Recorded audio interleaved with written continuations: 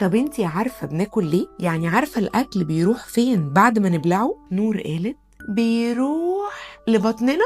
صح يا نور، بس بعد كده بيبدأ المغامرة الحقيقية. وبدأت ماما ترسم بإيديها كأنها بتحكي قصة. كل معلقة خضار بتدخل جسمك بتروح لعضلاتك عشان تبقي بطلة وتقول لهم يلا يا عضلات اكبروا. كمان الفراخ واللحمة بيروحوا لعقلك يخلوكي شاطرة في التفكير، ويروحوا لقلبك عشان ما تتعبيش بسرعة. والفاكهة كمان بتروح لبشرتك وشعرك وتخليكي منورة وجميلة. نور ضحكت وقالت يعني لما اكل موزة شعري هيبقى طويل زيك؟ ماما قالت لها هيبقى قوي، وكل ما تاكلي هيطول اكتر، والفيتامينات اللي في الخضار والفاكهة هتخليكي نشيطة وتقدري تجري وتلعبي بدل ما تتعبي بسرعة. نور قالت لها يعني لما باكل جسمي كله بيتغير؟